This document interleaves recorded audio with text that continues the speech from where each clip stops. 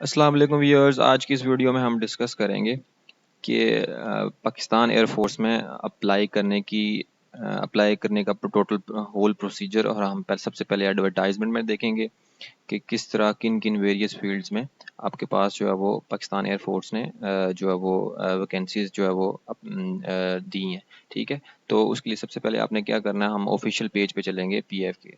तो ज्वाइन, सीधा सीधा आपने क्या लिखना है, ज्वाइन पीएफ। ठीक है, जब यहाँ पे आप जाएंगे तो आपके पास ये सामने ये पाकिस्तान एयरफोर्स, ये सामने वाला इंटरफेस है, इस पे क्लिक करेंगे।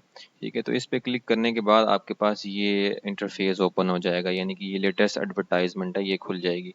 अब थोड़ा सा हम इसमें देख लेते हैं एडवर्टाइजमेंट को, कि एडवर्टाइजमेंट में कैसे रीड आउट करेंगे, इसको थोड़ा सा मैं आपको बता देता हूँ।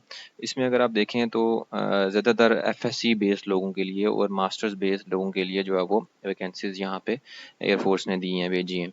तो लेटेस्ट जो वैकेंसीज हैं उसमें सबसे पहले जो है 154 जनरल ड्यूटी पायलट जीडीपी के लिए जो है वो उन्होंने एज क्या रखी है, 18 to 20 ईयर्स आपकी एज होनी चाहिए। ठीक है, उसके बाद नेशनैलिटी जो है वो सिर्फ जो है वो मेल सिटीजन ऑफ जो पाकिस्तान। ठीक है, उसके बाद आपके पास जो है वो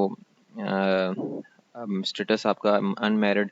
ठीक है, और बाकी हाइट वगैरह इसको आप देख लीजिए। क्वालिफिकेशन क्या चाहिए इसके लिए, FSc, pre medical, pre engineering और कंप्यूटर साइंस। इसमें आपकी एफएससी होनी चाहिए या ए लेवल्स की क्वालिफिकेशन होनी चाहिए।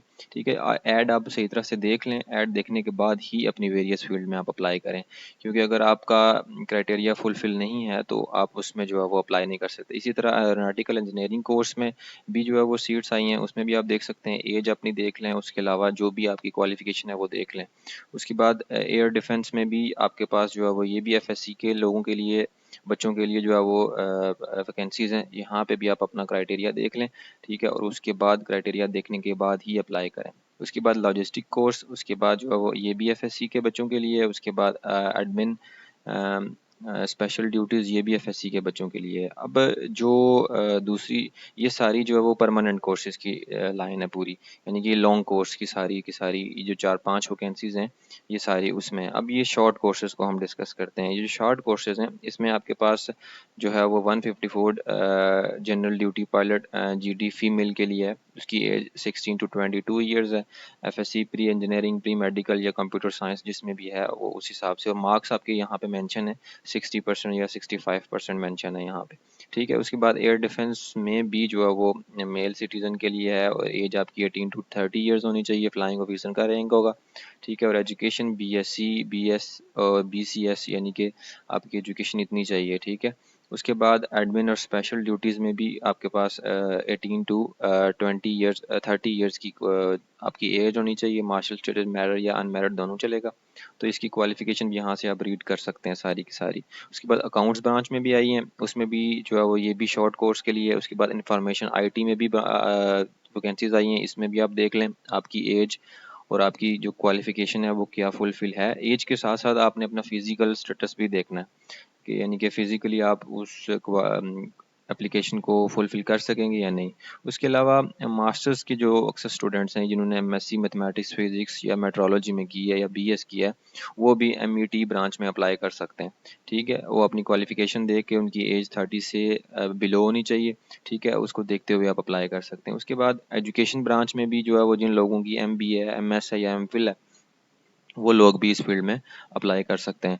ठीक है, तो अप्लाई करने के लिए जो है वो आप अपनी एज देख लें, उसके बाद स्टेटस, अपना मास्टर स्टेटस भी देख लें, और उसके बाद जो है वो अपनी क्वालिफिकेशन लाजमी इसमें सही तरह से देख लें।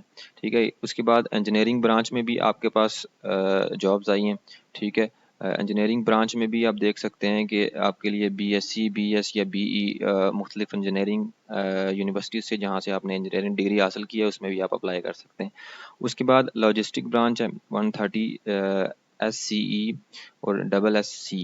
ठीक है, इसमें भी आप अपनी क्वालिफिकेशन, अपनी एज देख सकते हैं। ये टोटल होल ऐड है। उसके अलावा जो भी आपको इन्फॉर्मेशन चाहिए वो अपनी वेबसाइट पे, ऑफिशियल पे भी जा सकते हैं, और इस ऐड के नीचे भी बहुत सारी इन्फॉर्मेशन लिखी हुई है, आपका जो टेस्ट सेंटर्स हैं कौन कौन से हो सकते हैं पॉसिबल।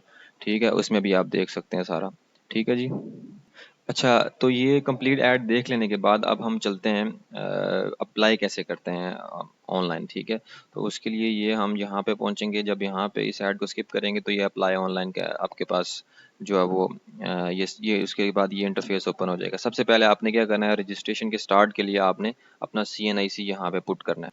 अच्छा, तो अपना आईडी कार्ड डालने के बाद यहाँ पे आप कंटिन्यू टू नेक्स्ट स्टेप, जब इस पे क्लिक करेंगे, ठीक है, तो आपके पास जो है वो ये नेक्स्ट स्टेप ये ओपन, तो ये वाला इंटरफेस ओपन हो जाएगा। इसमें ये इंस्ट्रक्शंस थोड़ी सी आपने पढ़ लेनी है कि जो कैंडिडेट्स अप्लाई कर रहे हैं उनके पास स्मार्ट कंप्यूटराइज कार्ड होना चाहिए, यानी कि चिप वाला कार्ड होना चाहिए, वरना आप अप्लाई नहीं कर सकते। उसके बाद दूसरी है जो डूल नेशनल यानी कि डबल नेशनलिटी रखते हैं कैंडिडेट्स, वो अप्लाई नहीं कर सकते, यानी कि उनको पहले बताना पड़ेगा, ठीक है। उसके बाद आपने क्या करना है, ये पढ़ लेने के बाद अगर आप इस क्राइटेरिया पे फुलफिल होते हैं तो आप फिर कंटिन्यू पे क्लिक करें।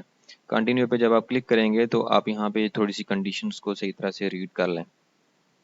अच्छा, इन इंस्ट्रक्शंस में बड़ी इंपॉर्टेंट चीज़ लिखी हुई है कि जो ISSB से नॉट रिजेक्ट हो चुके हैं वो लोग 2 दफ़ा या 1 दफ़ा जिस तरह भी है वो अप्लाई नहीं कर सकते। उसके अलावा और भी बहुत सारी चीज़ें लिखी हुई हैं जो नॉट रिकमेंडेड हैं, ठीक है, या जो अनफिट हैं जिनका टेस्ट लिया गया था मेडिकल, यानी कि जिन लोगों ने पहले अप्लाई किया था और वो रिजेक्ट हो चुके हैं ISSB से या मेडिकली अनफिट हो चुके हैं CMH से या MH से, ठीक है, तो वो लोग अप्लाई नहीं कर सकते। उसके बाद ये जितने भी इंस्ट्रक्शंस हैं सही तरह से इनको थारोली पढ़ लें, क्योंकि अगर आप इनमें से किसी भी एप्लीकेशन के ऊपर फुलफिल नहीं आते तो आप ना ही अप्लाई करें तो बेहतर है। अच्छा, ये सारी इंस्ट्रक्शंस पढ़ लेने के बाद आप फिर कंटिन्यू पे क्लिक करेंगे, ठीक है। तो कंटिन्यू पे जैसे ही आप क्लिक करेंगे तो आपने अपना कोर्स सेलेक्ट करना है, जैसे कि मैंने आपको पूरा ऐड पढ़ के बताया है कि आपका कौन सा आपका कोर्स है, ठीक है। जिस कोर्स में आप एप्लीकेबल हैं, जिसमें आप फिजिकली भी आप सही तरह से फिट हैं और यानी कि फिजिकल रिक्वायरमेंट्स भी आपकी पूरी हैं और एकेडमिक क्वालिफिकेशन भी आपकी पूरी है, उसी को आप यहाँ पे सिलेक्ट करें। यानी कि ज़्यादातर FSC की हैं, परमानेंट कोर्सेज़ की और शॉर्ट कोर्सेज़ की है।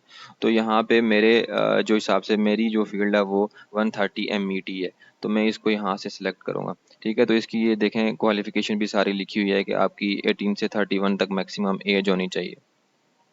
अच्छा, तो ये सारा क्राइटेरिया आपने क्वालिफिकेशन देखने के बाद मैं यहाँ पे अप्लाई हेयर पे क्लिक करूँगा, ठीक है। तकरीबन आप अगर जितना भी देखें जितनी भी आपकी वेरियस फील्ड्स हैं, यानी कि जो FSC बेस पे अप्लाई करते हैं सबका प्रोसीजर एक ही है। तो मेरी मास्टर्स क्वालिफिकेशन है तो मैं उस हिसाब से यहाँ पे अप्लाई करूँगा। ये देखें, ये सारी आपने सबसे पहले क्या करनी है, अपनी सिलेक्शन सेंटर सेलेक्ट करना है। उसके अलावा मैं यहाँ से सिलेक्ट करके भी एक ही बार जो है वो आपको सारा, अच्छा जी, अब आप देख सकते हैं यहाँ पे कि किस तरह से इस फॉर्म को फिल किया हुआ है। आपने अपने कृत्रिम सिलेक्शन सेंटर सेलेक्ट कर लेना है, ठीक है। उसके बाद अपनी कैटेगरी यहाँ से सिलेक्ट कर लेनी है कि सिलेक्ट नहीं कर सकते क्योंकि ये ऑलरेडी सिलेक्टेड होती है जब आप अप्लाई करते हैं जिस स्पेसिफिक कोर्स के अंदर। उसके बाद आपकी ब्रांच ये भी सिलेक्टेड होती है, इसको आप चेंज नहीं कर सकते क्योंकि आपने जिस पे सिलेक्ट किया होता है वो फिक्स रहती है। उसके बाद यहाँ पे अपना ID कार्ड NIC नंबर डालना है। उसके बाद अपना नाम, फुल नेम, फादर नेम, ठीक है।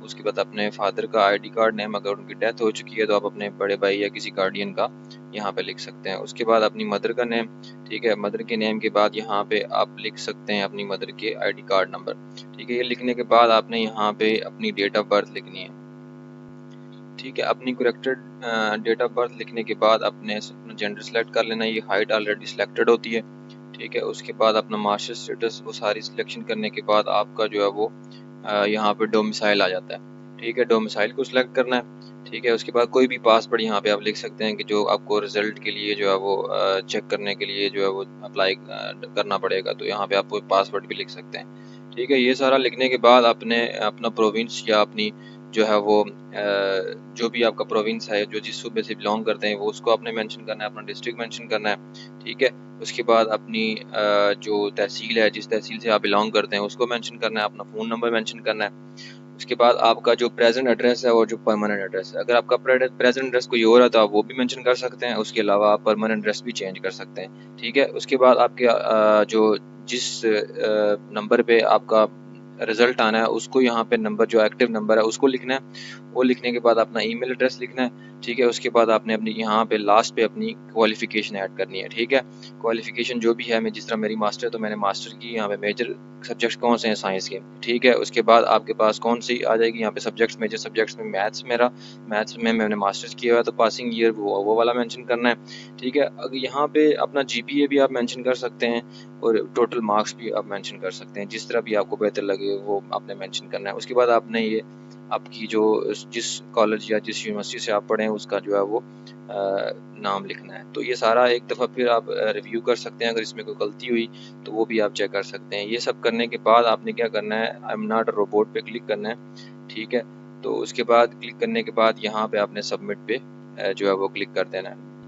अच्छा, उस पर क्लिक करने के बाद सारा सबमिट करने के बाद आपके पास ये रजिस्ट्रेशन स्लिप के बारे में ये उन्होंने जो है वो इंफॉर्मेशन दी है कि जो मैंने डाटा अपलोड किया है उसकी वेरिफिकेशन पहले होगी। ठीक है, फिर जो है वो जब आप रजिस्टर हो जाएंगे तो तब आप जो है वो अपनी स्लिप का प्रिंट निकाल सकते हैं। यानी कि उन्होंने लिखा है कि 15 अगस्त के बाद अपने टेस्ट की और रजिस्ट्रेशन स्लिप आप प्रिंट करवा सकते हैं। तो ये सारा होल प्रोसीजर है अप्लाई करने का पाकिस्तान एयरफोर्स में। बेशक आप शॉर्ट कोर्स के लिए अप्लाई करते हैं या लॉन्ग कोर्स के लिए अप्लाई करते हैं, तो दोनों के लिए सेम मेथड है। ठीक है, उम्मीद है आपको वीडियो पसंद आई होगी। शुक्रिया।